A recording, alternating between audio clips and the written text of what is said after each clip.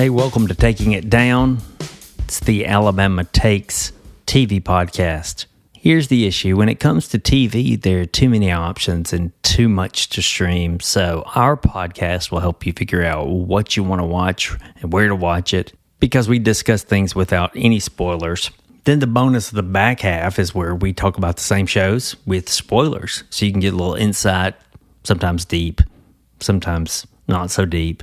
You can compare what you thought with what we thought. On this episode this week, in case you pay no mind to our show notes, we're discussing the second episode of the HBO series Rooster. But first, we'll start out with the third episode of DTF St Louis. Both of those are on HBO. I'm going to get the podcast going, bring in Adam and Donovan. Alabama Take Projection. We're here. They're already having me laughing. It's Donovan, it's Adam. Before I get into the discussion of our actual lineup of shows, I know I mentioned that at the top.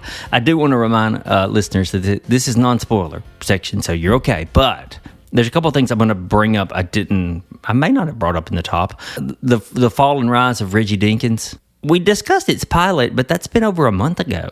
You know, I liked the pilot. I loved it. And have now watched 3 whole episodes. Same. Looking forward to more. Same. There's a good Shakespeare joke in there that made me really laugh. Is that the one I messaged you? It is the one. Because I had no idea. I had to look it up, and then I laughed harder. I laughed in the moment, but then I laughed harder when I knew, the other half of the joke. It's not perfect, but I've really, it's doing a lot of stuff that's really funny. Yeah, just for listeners, this is a new show. It's on NBC. It's a broadcast show on Monday night. Tracy Morgan, Daniel Radcliffe, Bobby Moynihan. I think it's pretty strong. It's on NBC, and then you can watch it on Peacock. Like we say around here, if you want something good, hop on the cock. Do we say that? Or you're saying we don't now? say that. Okay. We're going to start saying it. No, but we did cover the pilot. The pilot I thought was fantastic. The second episode dipped a lot, and then the third episode was back. I was willing to give a little new show feeling out for the second episode, and then the third. And there was still stuff that made me laugh in the second. Yeah. And then the third really made me laugh. The third really made me laugh, just like the pilot did. The second one, if you do watch the pilot and then you watch the second, don't quit. The third one gets back to normal, and it is very, very funny. It's weird they decided to air the pilot a month ago, actually longer, because NBC decided to do that after a big NFL game, since it's about Tracy Morgan's character, Reggie Dinkins, kind of trying to get back into the public eye after retiring from the NFL. I won't say more. But now they're a week at a time, and I think it's a good premise. It's the same creators who brought you 30 Rock and Unbreakable Kimmy Schmidt, and it's in that vein where it's like a joke every 30 seconds.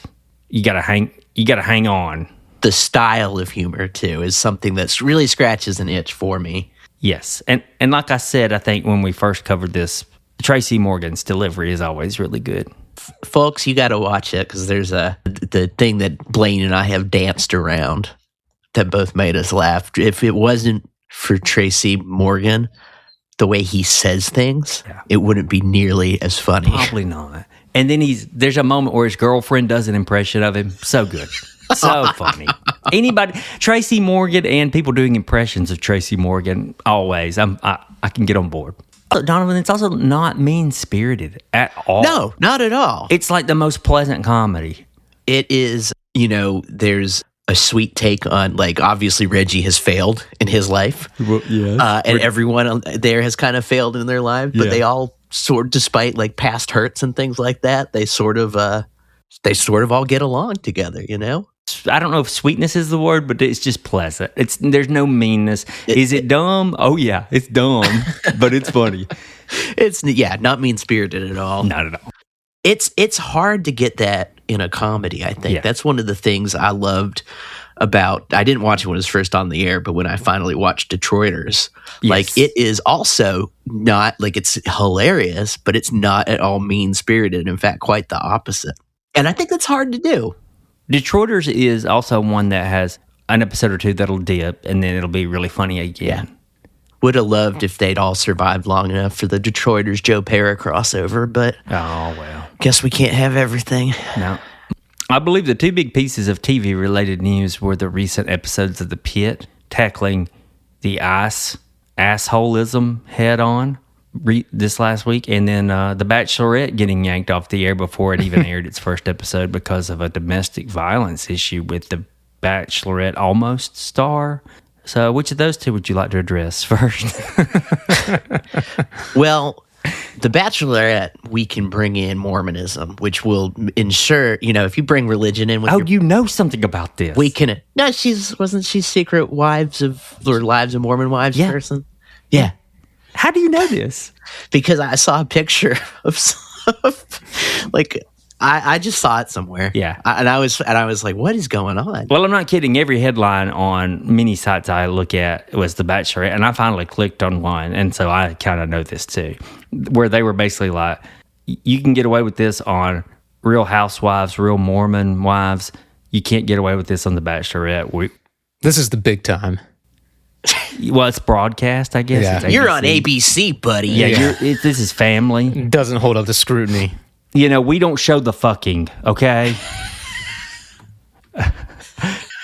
I do think that is ABC's slogan. I think it is. A lot of people love to watch Monday Night Football, and I love it when they put it on. They simulcast it on ABC as well, because you get the ABC broadcast, and they're talking. Whoever's doing it is announcing. It's like, "Hi, we're coming to you. We're live on ABC, and as you'll remember, this is ABC. We don't show the fucking." Yeah. Every time. You watch ESPN if you want that. Yeah. The Pit tackling the ICE issue on their recent episode was one of my favorite moments of TV. It was not a necessarily comforting moment, but yeah, take it to them. Take it to them. Show them the bullies that they are. It was a sad B or C plot line, but it was there. Still makes and The Pit, by the way, is still great. I caught up on The Pit this week thanks to Click All. No, you did not. I did. What was the joke? They had a whole storyline. Don, did you see it? I did see that. What was it? That the doctor, a young woman had lost her leg, and they were going to use her leg. Was this in the show? We're in non-spoilers, but maybe. They were going to use the leg to go kick Donald Trump into space. That too is in the show. And she said, but I was a soccer player. I'm pretty good at kicking things. Just reattach my leg. And they'll say, we'll see how it holds up after we've kicked Donald Trump into space. And the leg is just like in the background. That was the A plot. Okay. And ICE was the B plot. Well, it was really good on Click All. That is. I hope it was good on HBO too. Yeah. I can't recommend The Pit enough. I know y'all don't watch, and it's okay. But for listeners, if you don't watch or if you've started it, you know what I'm talking about. It's really good. I think the second season's even better. I didn't think it was going to be when it began. Now I'm sure it is. I got to dip my toe in because I'm like, trauma center stuff is not necessarily my favorite thing, but I'm also like, well, I could watch The Nick. Like, I thought that was good. Oh. I enjoyed that show. Was it? I gruesome? squirmed during The Nick. Oh, yeah, there's some gruesome moments. Yeah. I definitely and Bonner's squirmed. kids in it. Well, if you squirm during The Nick, and I think I have an idea of what The Nick would have shown, yeah, you'll have to look away during The Pit. Are there enough syphilis plot lines in The Pit to interest me, Blaine? You would be surprised. They've got it all. That's a spot where The Nick really shines. Have they been taking the mercury treatment? I haven't seen that. I'm reading Wolf Hall right now, and they talk about the King of France. They're like, everyone knows he's taking the mercury treatment. Oh, yeah. I love how The Pit manages to tackle current issues. They tackle homelessness, ICE. There's so many other big, huge, real-world issues, but they never leave the ER. It's so well done. When you're in the ER, the world comes to you. Amen. ABC, we don't show the fucking. But who does? HBO. And we're going to talk. Say Fox. The Simpsons. Yeah. We're going to talk DTF St. Louis here, non-spoiler still. Interesting show, I think, particularly tonally. We've got famed St. Louis weatherman Clark Forrest, played by Jason Bateman. He makes quick friends with Floyd and Carol Smurnich, who are well played by the excellent David Harbour and Linda Cardinelli, respectively. Just general ideas. You know, I loved the first episode because I couldn't look away. I really was engaged. Just was overwhelmed. Like, wow, I can't believe this is over. You know, checking the watch kind of thing. The second episode was still of interest to me. Not quite as strong, though not weak. And then we're on the third episode. I know everybody who's listening might be on the fourth. We're on the third, titled The Go-Getter. And I found it slow, but perfectly so. I found it slow in order to learn who some of these people are. And I liked it because of that. Yeah, it's still compelling. I found the third one to completely set the hook for me. I thought it was... I don't want to say it's the best one yet because they're all doing different things, but it rewarded me for sticking through 1 and 2, I think. I found it to be the one that proves it's a well-written series when it comes to dialogue. Yeah.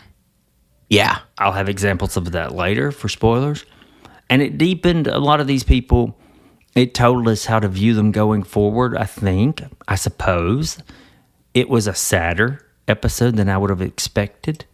And it just made a good watch, I thought. I think you're talking about it being so well written and setting tone. And I think now we're getting more of their background, but we're also being told what kind of storytelling is happening and how to take things in. Like, I think I would watch episode 1 differently now after seeing episode 3, if that makes sense. Yeah, that would be a interesting experiment. It's laying out what the show is about in terms of how it's revealing information, what it's trying to say.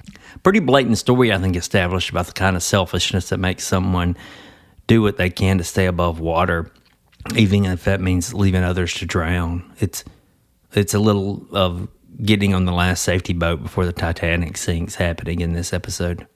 It's so hard to do. We're not in spoilers. Sure. The water is pretty muddy about whose motivations are doing what, and it's like, is what you're saying the case, and like how do all the puzzle pieces fit together? Yes, that's great. We've been shown that some of these characters are not the most truthful with others. So true. So pretty muddy waters, like Adam said. I don't think the obvious is gonna. Yeah, who do you trust? Which storyline are we? Yeah, there's a little of that. We'll get more in spoilers, so stick around if you've seen through episode 3. We're going to also talk about another HBO series. This one airs, I think, right after DTF St. Louis. It's that new Bill Lawrence show, Rooster. It's got Steve Carell, Phil Dunster. I learned his name last week. Thank you, Adam. Did you listen, Donovan? No, I didn't. You didn't listen last week? Thanks, Donovan. But it was... We had a funny moment of me saying his name, the actor's name is Phil Dunster, and Blaine being like, that's not it. And it was... I think all because he is far too attractive a human being to have the name Phil Dunster. Yeah. It's like the complete opposite name you would expect. Uh-huh. It also stars Danielle Detweiler, John C. McGinley, very good. Charlie Clive plays Steve Carell's daughter. It's a campus university comedy. So we got it set in academia, beautiful New England town, liberal arts college kind of place. Donovan, I'm glad you're with us this week. You were out last week. We have our off weeks here and there, but you're in academia. I don't consider myself not this kind. But you're in academia. I consider myself like, I was thinking about this yesterday. I was like, I'm in education. You're in academia. Do you think that's a okay terminology? I mean, definitely more when I was a librarian at UConn. Whereas, I'm technically in academia, but I'm a little more hands-on. Well, I don't know. Adam's wife's in academia as well. Oh, she's firmly in academia. She's at. Can I say? Do you think she'd care? I don't know. Maybe. Okay. Well, she's in academia. Yeah. We'll just leave it at that. So, how accurate are these folks for laughs and for story? Based on my experience being at a major R1 university with billions of dollars of budget. When you coached at UConn. When I coached at UConn. It's not always accurate, but like there are people you will meet, you're like, you're the most insane person I have ever met in my entire life. In a fun way or in a way like I'm running from you? Could be both. And the college kids are great. Here's a story that I didn't witness, but my wife did, and I've seen other examples like this. Like the college kids are actually hilarious, right? Because like UConn, pretty campus, has this beautiful tree, always turns gold. Walking from class, group of guys walking past the tree, and one of them just looks at it and goes, "Fuck! I love nature." That's what we want from our children. Just like, I'm like, I've seen others. So, it's very different from my personal experience because I'm not at a Tony liberal arts college, but, Well, the John C. McGinley character, yes, 100% accurate. I'm so happy to hear that. I think that one is like, of all of the characters, that one's the most like, yeah, they nailed this. Like, I've seen this type of person in the wild. 2 episodes under our belts. Listeners might have 3. Well, where are you ranking this among Bill Lawrence's recents? I bring him up all the time because he has so many shows going and we've covered so many of them. Well, so let's just do the recents. Scrubs, Bad Monkey, Ted Lasso, Shrinking, and now Rooster. So where does this fall? Man, that guy works. Doesn't he work? He's probably doing a lot of producing and probably less writing on some of these. Oh, I'm sure, but still good. He gets around. I will give a shout out to Scrubs. I think the reboot has been...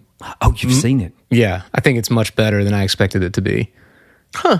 Good to hear. Sometimes it's like, the best you can hope from a reboot is that it doesn't ruin what was, And so true. This one has done the rare thing of like kind of picking up where it left off in a way. But years later, I assume? Yeah, many years later. So you got to give him some credit for that. This Rooster is tough to judge because Steve Carell is so good. But like everybody on screen is so good, but also like, Steve Carell could probably chew up pretty bad dialogue and still, like, I'm charmed by him these days. And that man has done capital W work since The Office. He has starred in that Oscar-winning movie about the wrestler. It was a dramatic interpretation of something that really happened. Do you guys remember? And he had makeup on. He didn't even look like Steve Carell. Fox something? Yeah, I saw it in the theaters. I can't think of the name of it. I saw it in the theaters, and I thought his performance was magnificent. And now I'm not going to be able to remember the name of the show, but Blaine, we watched that Domhnall Gleeson The show. Patient. Adam and I talked about it briefly. Mm-hmm. Fantastic. Steve Carell. I mean, I feel like I always knew he was good, but like watching that, I was like he's actually like good. Wouldn't it be something if we come to conclude that he's maybe our best actor right now? He just kind of does it very, like, he's not flashy. He does, seems like very quietly, and he's also like in stuff that's not good, so you kind of forget that he's as good as he is. I mean, who can do the variety that he can? We got Leonardo DiCaprio, Timothy Chalamet, and then Steve Carell, top 3. I mean, I'm sure we could put some other folks there, but just the sheer fact that he was one of the most recognizable characters in the last 25 years of American television, and you don't just look at him and go, "Oh, Michael Scott." Yeah, when he's in something is like shocking. Here's my thing: when Steve Carell's funny, he's funnier than all the great actors we've just named or think about. Yeah. But when he's serious and doing very dramatic roles, he's as good as those actors. This is true. This is going to sound like I'm being mean to Bob Odenkirk, and I'm not. But there's a bit in Little Women where Bob Odenkirk is the dad, right? And you and I got so many laughs out of Bob Odenkirk being the dad. He comes in from the, he's back from the Civil War or whatever, and it's just like, it's Bob Odenkirk, and you never feel that way. Like Adam was saying, like you never feel that way with Steve Carell. It really did feel like Bob Odenkirk in that movie, though. Yeah, it really did. It's about to be like, is this a sketch? Is David Cross going to show up? Right. Wouldn't it be great? Yeah, it would be. So Rooster specifically, I don't think that this show's for everyone, though. It's not as wide-ranging as some of the other shows we cover. That's probably true. Yeah. I'm definitely, my notch for this is like, it's at the okay mark right now. We'll see what happens. Steve Carell, Big part of the plus category. Absolutely. I'm not even talking about if it's good or bad. I'm just saying the audience for it. I don't think the audience for this show is as wide as Bad Monkey or Ted Lasso, if we're sticking to Bill Lawrence's works, or Scrubs. But I like it. I think it could be really good. We'll see. We only have 2 episodes under our belts, so more down the road. Over on Apple TV this last week, they debuted 2 episodes of a star-studded thriller, Imperfect Women. I'm only going to mention this in non-spoilers. I don't think either of you guys got around to it, right? No, I didn't. Yeah, I'll mention it in non-spoilers. Stars Kerry Washington, Elizabeth Moss, Kate Mara, Joel Kinnaman, and Corey Stoll. Like I said, lots of stars there. It's an adaptation, if I could say that word, of a novel of the same name. And it comes as no surprise. It feels like the recent onslaught of thriller novels catered to true crime lovers. That's like almost all of America, albeit fiction. This is fiction. Guys, this show's capital B bad. I had a feeling. So I'll save you the time. I had not heard of it. You kind of mentioned it. I looked it up and I was like, hell no. There's no way. I think the cast is like the only reason that I would press play on that. And it's not enough to do it. Look, they've got mortgages to pay. I get it. Yeah, I guess so. That's it, huh? Life is a series of compromises. I was about to ask, do they read the scripts before they sign? Sometimes you just want to make money, right? Yeah. They're doing as good as they can, but my goodness, this show. It's so funny to compare it to something like DTF St Louis, which is currently airing, and their plot lines could very well run parallel to one another if you wanted to think about it that way. In this, wow. It just feels like bad airport book on screen. Yeah, those airport books sell, though. They do sell, which reminds me, and I'll go ahead and give listeners the non-spoiler take of Scarpetta, which was on Amazon Prime. It had Nicole Kidman, Jamie Lee Curtis, many other stars. Again, well cast. And it was worse than Imperfect Women. It was so bad, based off a Patricia Cromwell series of novels about a doctor. Forgive me, I don't know what you would call this. The doctor who does the autopsies. It's like a medical examiner, right? Thank you. Nicole Kidman plays medical examiner for murders, and she's Dr. Scarpetta. Oh my God, this show was so bad. I gave it 2 episodes, and I was like, no. I might give Imperfect Women one more episode just to see if they stop showing close-ups of Kerry Washington making faces. Why would they stop now? Yeah, why? She's a pretty lady, don't get me wrong, but there's more that they could do. I just hate it's bad because of Elizabeth Moss, Kerry Washington. All those actors are good. I would watch them all in something. Little bit of trivia about the airport novel, the mass market paperback. Tell me. I just learned this recently. It's a sad story. It's dying. Did you know that? They're doing away with it. It's not being made anymore. It's you can get a trade paperback, which is the slightly larger, nicer version. The consumer pays more for it. It only costs a little bit more to buy, and the mass market model has been pretty much taken over, or the people who read those are pretty much reading them on as ebooks now because it's easy to get and devour them. So yeah, R.I.P. It's just not the same. There was some great Stephen King comments about this that I'll send to y'all off air that were, but just lamenting like the accessibility of, sure, a lot of people have an e-reader, but I mean, how many copies of like bad editions of paperbacks did you guys tear through when you were in middle school, high school, college, whatever? Yeah. When I was 13, 14, 15, dude, probably 100 or more. My wife reads these kinds of novels, so I'm not judging at all, but she does it on an e-reader. Yeah. Well, my wife does too. Once you Same have thing, the e-reader, it makes total economic sense. But It does. just the I ability to understand. go to like a used bookstore and be like, I have 4 quarters and walk out with books, that matters, I think. Yeah. It's crazy too, like what was mass market paperback at points. Like my parents had like I think they bought it from Walmart at some point before I existed, like the Jungle Book in a mass market paperback. So I read that way, and like just weird stuff. That it was, but it was like Adam said, it was accessible for you. Oh, you know? I can't tell you how many times I read The Stand in that mass market. Oh my paperback God, that thing! style. You have to break the spine just to open it. Oh yeah, it was. I have such a distinct smell in my nose right now. Yeah.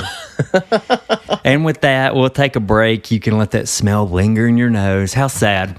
We'll take a break. On the other side, we got spoilers for 2 shows, DTF St. Louis and Rooster. Plenty to see and hear over on the AlabamaTake.com. Subscribe to the newsletter and you won't miss a beat, even if you rely on social media. 2 new podcasts on the AlabamaTake.com. You can listen to Hidden Creatures, which is host Bo Wolf and his son Rainey, diving into the unexplained, the unexplored, the mysterious, interviewing some people who've had encounters with those kinds of things.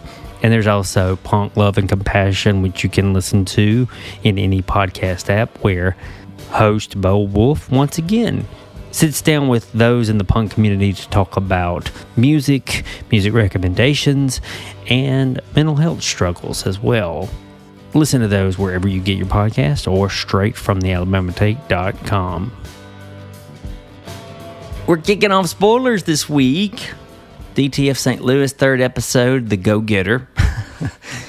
I think we're the most enlightened about who did what and why, which is interesting because this is the 3rd episode and there are 4 more.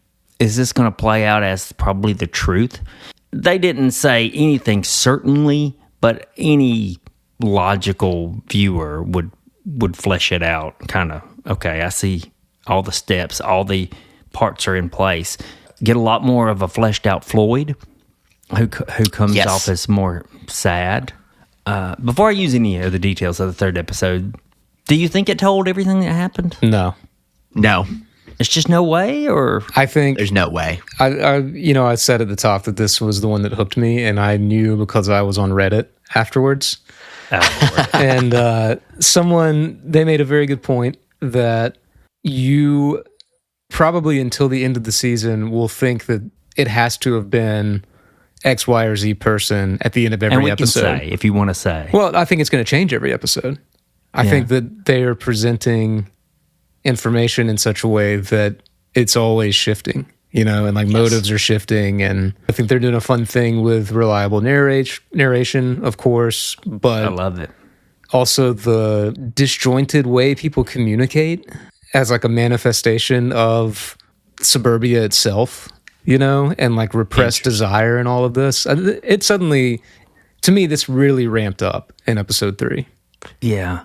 One of the things I know we talked about with the first one, we were kind of like, well, I think liked it a little bit more, but you both had kind of mentioned like, oh, why the mystery? Why is it in here? And I think that this episode was really like, that's why the mystery. Yeah, absolutely.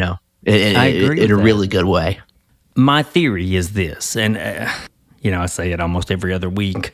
Predictions is not our forte, but it does feel like, I'm going to use what's given to us in this episode. It does feel like we may know everything that happened other than the who. I think we know everything that happened other than like maybe was it Carell, was it Clark, was it someone else? Well, I'm curious why you think we know everything that happened, because they keep giving us more stuff every week. They do, but I feel like what more could they give? Now, I'll be proven wrong later. Yeah. Why the magazine, Blaine? Let's just break it down, and maybe I can get around to that, explaining. Surely this is what's happened, and you can tell me what you think or not. One of the things I like about this show too is it's a show that has the courage to ask America, who among us hasn't mistaken David Bowie for a hot lady? I thought you were going to say it dares to ask the question, who among us hasn't made out with a stranger to help his feelings? That made me laugh so hard, like every part of that. Of course Floyd made out with the David Bowie guy so he wouldn't hurt him. Last week, the show had us thinking he was into the app because he wanted to explore his gay or bisexual feelings, or that he already had those, and he wanted to let them play out again. Not so much. Turns out he's just a really nice guy. Yeah. Who has never seen the single of The Man Who Sold the World. That's a girl, right? Wasn't that a great line? When he walked out and found the guy, the busboy or whatever, that was so good. That's David Bowie. That was up there with like his delivery of like, I thought Batman was going to die on this page. Yeah. And then on the, like, those are the two things in this show that have made me like laugh the hardest so far. Well, both he and Richard Jenkins Homer were very confused on why someone would put a picture of David Bowie dressed as a woman. Equally confused. You know, people are pointing to that Batman scene that brought all of us joy, but Donovan so much joy. Oh, and yes. saying, is Floyd actually dead? I thought he was going to die, but then he was. I mean, there's Easter egg. There's been no mention of a funeral. There's been no mention of a body. Wouldn't most of the time you'd see in this sort of show, like, now we're doing the autopsy here. He goes into the freezer or whatever. Well, I think we're only a few hours away from the death as far as the timeline. Like, now we've gone very many hours back in the past, but not that far in the future. I think we're at least a couple days, right? Yeah, definitely a couple, because it took time, right, for what we've seen throughout all this is, and now I can't remember anyone's name, the junior officer. I don't think she's really junior, Plum. but the younger. Thank you. Officer Plum. It takes her time to like go through things and then convince, you know, that they need to look deeper into this. So yeah, it's got to be like, it's got to be some time. Yeah, and he's apprehended on air, right? So I don't think, is that later that day or is it the next day? I think it is. Regardless, I think there's been at least 3 or 4 days. Okay. So yeah, I was thinking about 2, maybe 1, and that wouldn't be enough time for an autopsy return. I mean, probably we're talking about government work here, so yeah. Yeah. Hey, on Scarpetta, they get it done. We now know that Floyd has a recumbent bike, or at least maybe Carell did, and Clark had bought 2 because he wanted one for his own wife, and she wasn't into it, so he gave it to Floyd/Carell. If you thought a recumbent bike looked bad, put Floyd in one. That's a sad sight. He's not choosing to ride that thing. There's not a second car at the house. That's a good point. He really does. Clark really helped him out there. Yeah. This has been like in the second episode, it's kind of like he's like, oh, maybe there's something underhanded going on. This one with this episode, you're just like, is Floyd like the most lovable loser in America? Yeah. Like it just gets like increasingly sad. Yeah. And that's been great. Like you think like, oh, maybe there's stuff with the kid that's not going to come out. No. Seems like this guy like loves this kid, and you know, it's just like what's going. Which is why I agree with Adam. Like, there's no way we've been told everything that's going on. He can't be. I mean, he's basically a saint at this point. Yeah. Aside from downloading the app, and yes, I mean, even the progress with the kid, and then you see that solidified his moment where you're like, oh man, yeah, he died, and you see Carell keeps bringing up the life insurance thing, and it's there's too much. That's too easy, I think. That's got to be a red herring, right? Because that's way too easy.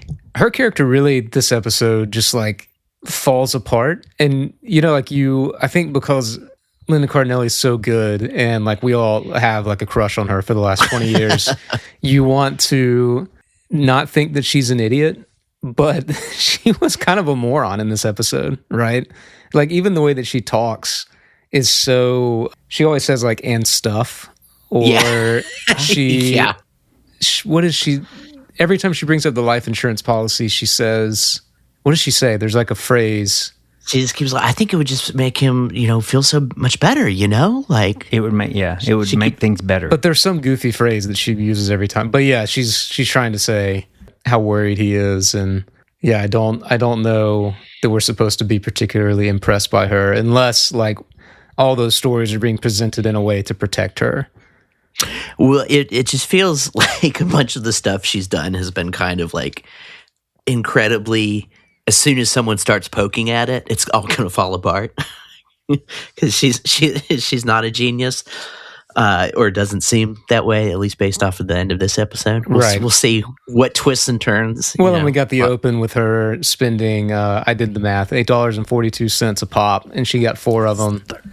She spent over 36, and she said no tip on the last one, so she definitely spent over $40 in that Jamba Juice. and drank 4 go-getters. I bet her stomach hurt. Today, it made me think of something that happened to me today. I'm watching my brother's dogs, and one of the dogs got upstairs and got into the cat food, and then I took him on a walk, and he pooped 3 times, so I bet she felt like that. I bet she went home shortly after seducing Clark. We have a good sense that Carell was seducing Clark in order to ask him for money and the life insurance. Then the next piece we get is that maybe Floyd signs to Clark that he knows of the affair. And I feel as though there might be a reveal that that he's okay with it so he can get the life insurance money for them. I mean, that is something that has been said online, is like, Okay. Episode 3, Floyd emerges, like we said, he has been attained his sainthood, and we're supposed to think that it is possible he is such a good guy that he goes to the pool and kills himself for the sake of the family. That's what I was getting at, yeah. And that was him on the recumbent bike. There's no way. Well, that's what I'm saying. The show could be like, yeah, you've put it all together in episode 3 because we're subverting the mystery, and there's just more story to tell that has little to do with putting those pieces together. You know, I don't know. They have seemed to like revel in perspective shifts. Yes. Every episode, so I would be really surprised. And maybe I'm wrong, but I'd be really surprised if they put it to bed this early. Yeah. You have to question the legitimacy of everything, but if Floyd's hanging with his stepson in this episode's true, you know, he's an amazingly kind guy. His line to the stepson towards the end where he says that he couldn't have kids, but he wanted to be important like that to someone, it's heartbreaking to hear from him, but it's also, that's where I was thinking about good writing and good dialogue. Carell always ending sentences with and stuff. And stuff. This is good television writing. I think good dialogue. It would sound a lot different if written for, I think, a normal television series or movie. But he said it in a plain goofball sort of way that Floyd has been characterized thus far, that it just fit. It was also sad. Yeah. No, I agree. It's good writing. And I think that, Adam, I agree. Like you brought up like her dialogue. I think that's like it's really hard to nail writing for someone who like is communicating in a way that is a little like comical like that. I think the Coen brothers are really good at this, where they have characters who they definitely kind of make fun of their characters, but their characters are internally consistent. And so when they say something, you're like, yeah, that is the kind of dumb thing someone like that would say. And I think that's hard to do. Because if it's not done well, it just sounds really stupid. Yeah. All of the communication that happens in the dream meetups or them talking around them has that feeling of like when he became a robot, in that it's like, you know, like this is whatever. We're not here to judge anybody's proclivities there, but I don't know. It exaggerated the way that they speak to each other. It's just so weird. Yes. Like, and I think that we've talked about that a little bit, that everything feels like kind of like just a little bit off. But then Floyd is so eloquent when he talks to, especially his stepson, when he's trying to express himself. I think, you know, we may think it's like sad, or he's conveying that he is, we've used the word pathetic and that's kind of cruel, but like, you know, still he's able to kind of eloquently say to a teenager who he struggles to communicate with, he outlines how he's feeling. You know what I mean?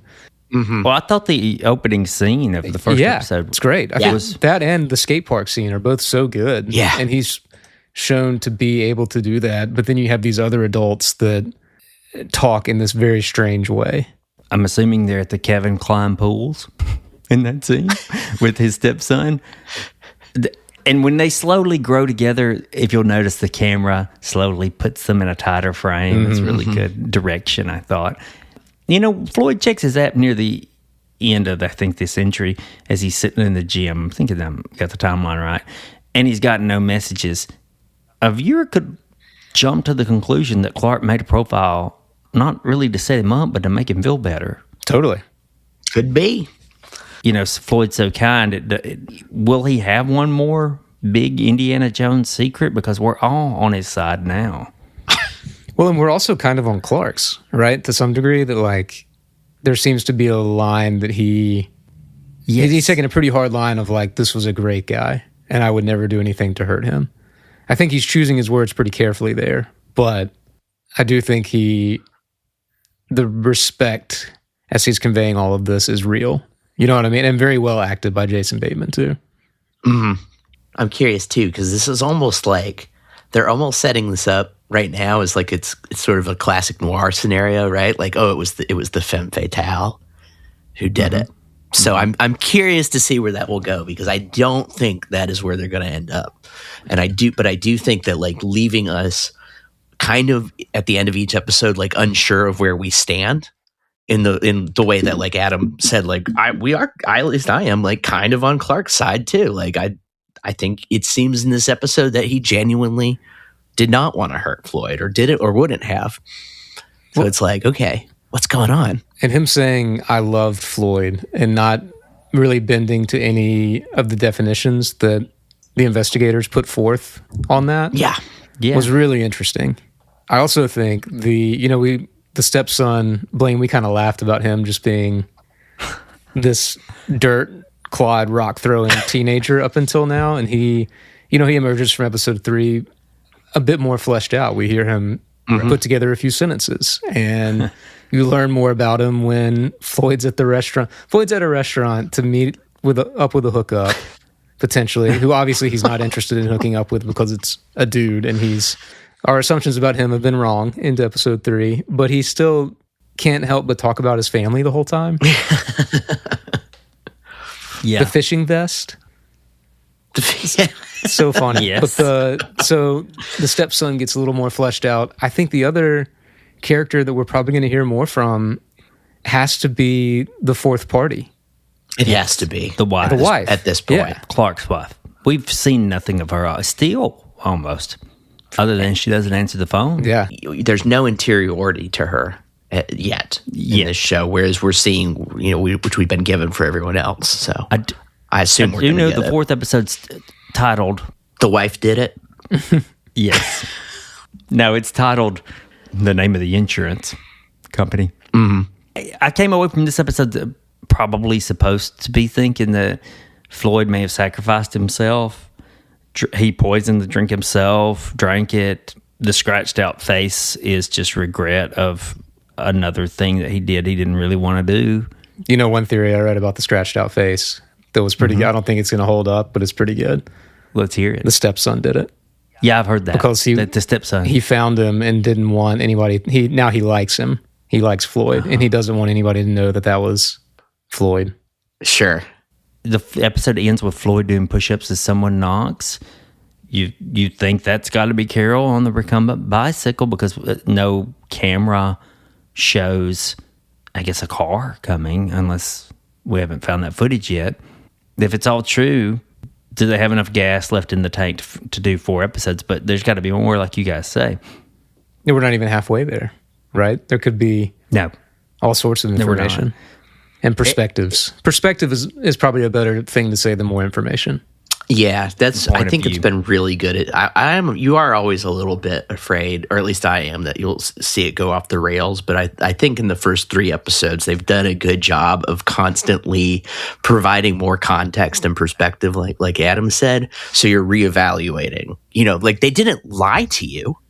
No. They gave you exactly what happened, but it really, from this point of view, I think it's really cool. It's been interesting to see it done, because I do think that kind of narrative unreliability is actually really hard to convey in TV and film. Whereas, I think it is really set for Novels. books, really novels. Yeah. So I think it's cool to see them attempting that and how they're doing it. I agree. Well, was it telling that Carol's audiobook while she was running was saying, be selfish, get what you can, focus on yourself, and not in a healthy way? There's been the Modern Love has when he asks what his small business is, he runs a roller rink. Is that right? Where he's a hypnotist on skates.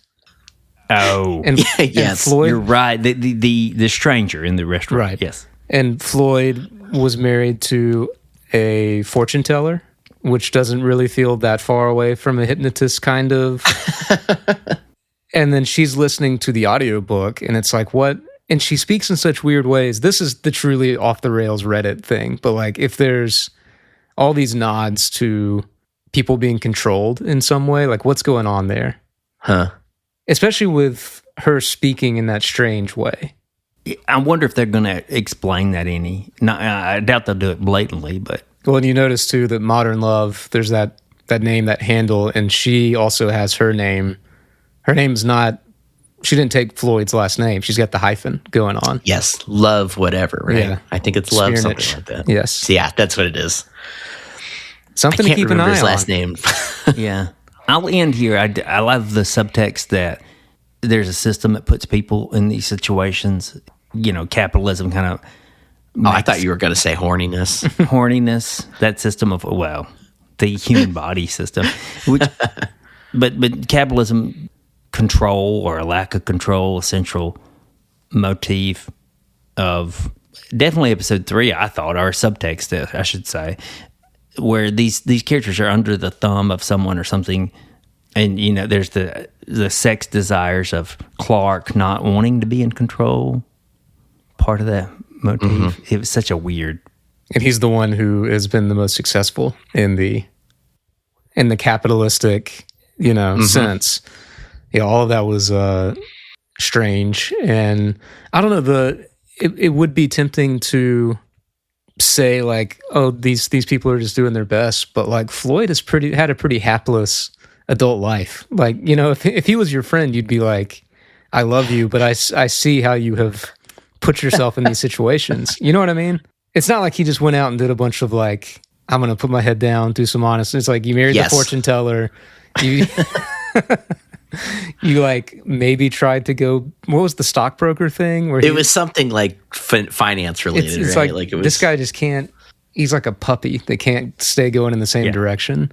So it even undercuts that. But that maybe that's what Carol's trying to do, is make it, I don't know. We're getting all of that information from her. I'll never lose the image of him doing the hip hop dance. That was so good. With the teenagers. That was both the practice scene and on the stage. Amazing. The practice scene, especially. In the it really paid off. That I thought that was really good. What a great way to characterize him. This week, I thought the standout to continue that theme was him discussing the meetup while they're at the gym. And Jason Bateman is like bench pressing while listening to him describe the ins and outs of accidentally meeting up with a dude and trying not to hurt his feelings. And you just see his eyes the whole time are like, that's great. And then they're doing the squat. And he's not even like squatting that much weight, but he has that very careful spot going on. It's great. It's easy humor, but I'm there for it. We finally see the penis curve. Finally. We've been waiting all season. But how'd he get it? She doesn't want to get into that. I know, right? And he didn't want to either, somehow. I got on TV. I do think kind of my last thought is actually going to be something I just sparked off of Adam describing how funny that scene was. Like Jason Bateman and David Harbour are not an acting combination I would have put together in a zillion years. But they're very funny. They're really good together. And it feels like there's almost an element of surprise there with the two actors. I've really enjoyed both of them. And yeah, like what Adam highlighted, like hilarious. Like they play so well together. It is funny in the first episode. that was more of a streams meeting that I did not expect to commingle those two actors.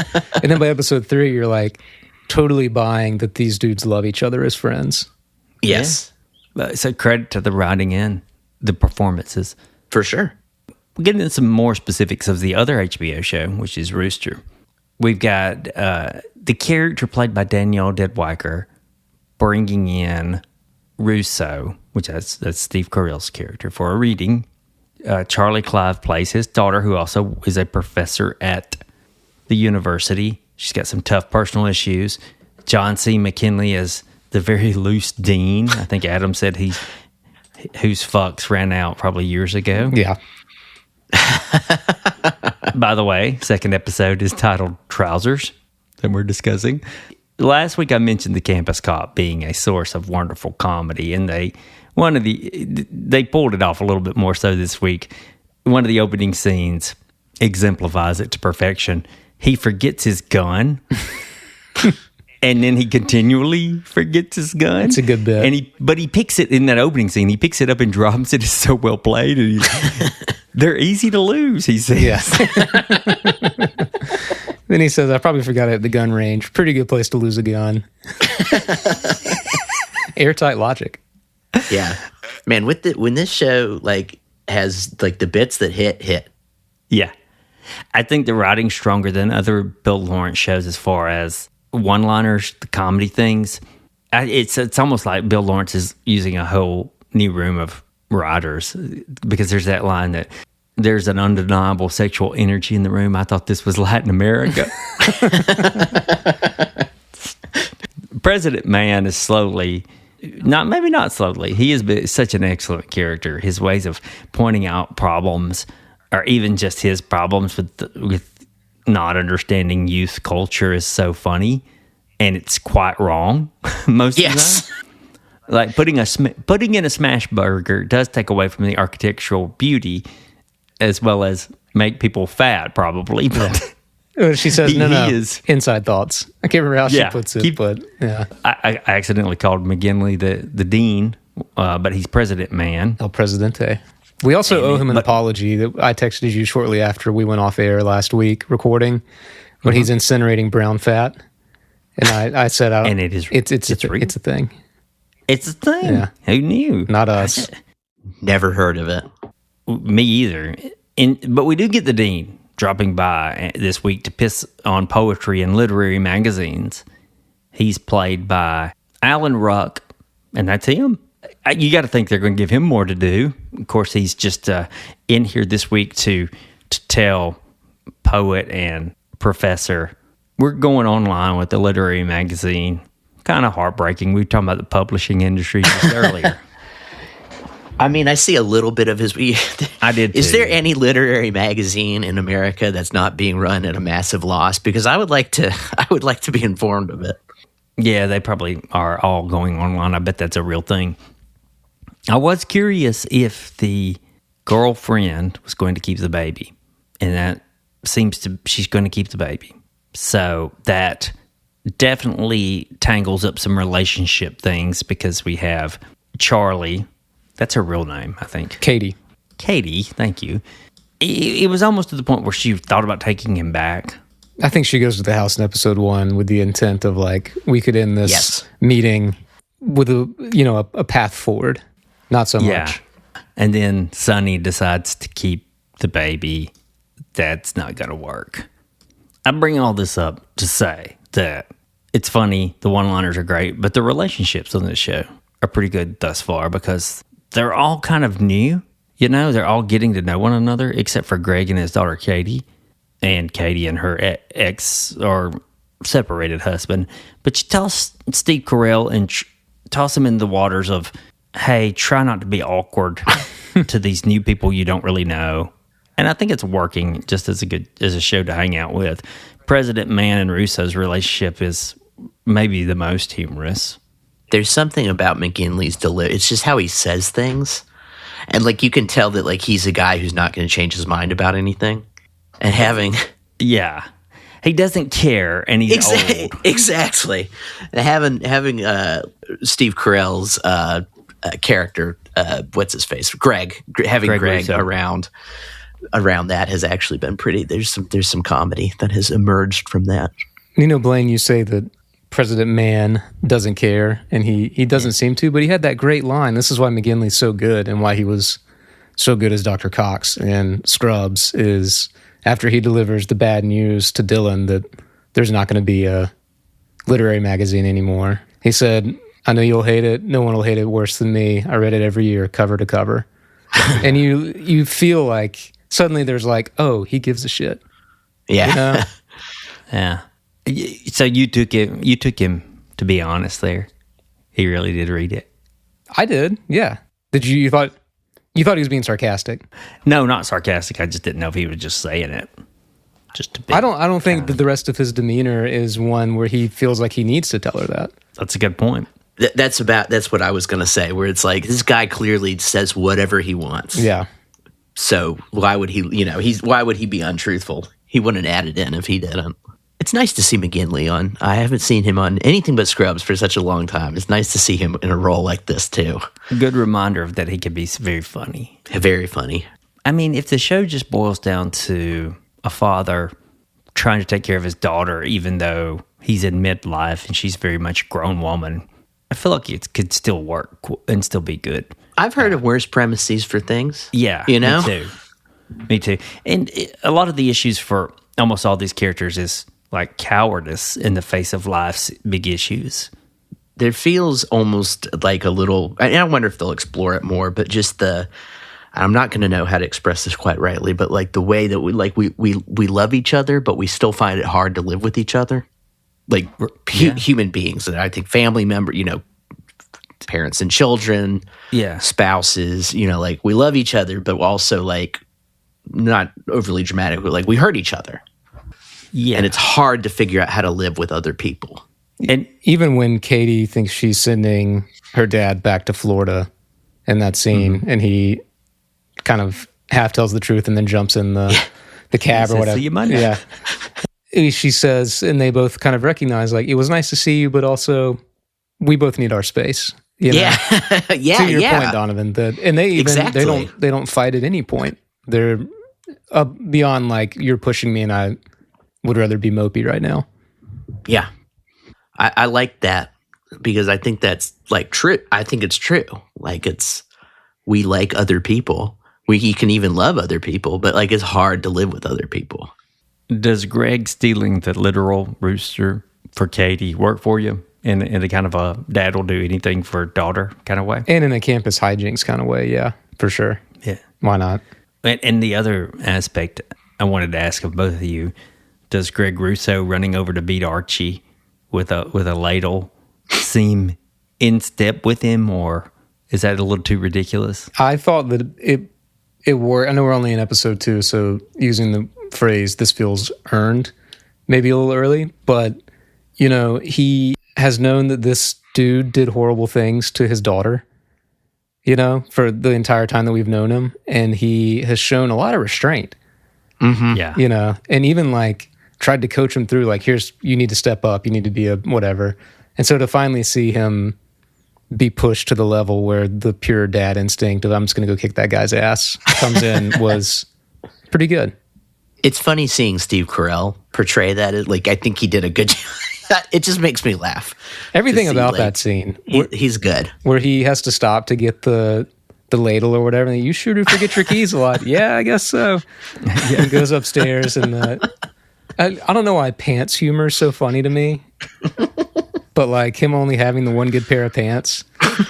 Trousers. I think this may be from Arrested Development where Oscar only has the one good pair of pants. And it's a recurring joke. But when he tackles him and there's the reveal that he's doing the interview in his underwear, like that was very funny to me. Yeah. I can't tell if they're trying to, if the rooster motif is too forced or if they're going somewhere with that. His book, or character is named Rooster. Of course, he steals the literal rooster as the campus prank. The show's titled Rooster. I don't know. He's only... We'll see. We'll see, yeah. I'm curious. He's only 5 years removed from his divorce. and his ex-wife cheated on him. So you wonder if that's going to come into play. And her name is on one of the buildings there? Yes. Have they explained why that is? I guess she either donated money there. Sure, but they haven't really alluded to the fact that the wife was also involved at the school, right? Not much. Yeah, I don't think they've gone into, like, we know, like, people knew her, all that kind of stuff, but I don't think they've gone into, like, okay, here's who she is and what she did. Right. In the connection, I mean. And it's not like the daughter just ended up teaching at some random institution. Like, clearly there's kind of on the theme of, like, they always solved her problems for her, you know? Right. Mm-hmm. Right. There is that. Mm-hmm. Even more than what dads will do for daughters or parents will do for their kids, this could be about what men do to compensate for what they feel like they don't or can't have or can't show. Even the bumbling cop kind of fits that a little bit. Donovan, I asked Adam last week, are you familiar with Rory Scovel, the guy who plays the cop? No, not at all. Oh, his stand-up's really good. Okay, he made me laugh. And I'll say it again. I said it last week, but even if you only watch the first 5 to 10 minutes of his Netflix special, he only has one Netflix special and one HBO special. Okay. But the Netflix special, even if you only watch the first 5 or 10 minutes, you will bust a gut laughing. I think that's it, though, for us. Still digesting Rooster. We need a little bit more there, and it seems as though DTF St. Louis is fleshing out in a very fascinating way. That the tone of it's wild, but I think that's purposeful. Yeah, agreed. So that's it for us. I'm appreciative of Adam and Donovan's time as well as yours. I'm Blaine, and for Adam and Donovan, we hope that you don't get caught on camera without pants. Again.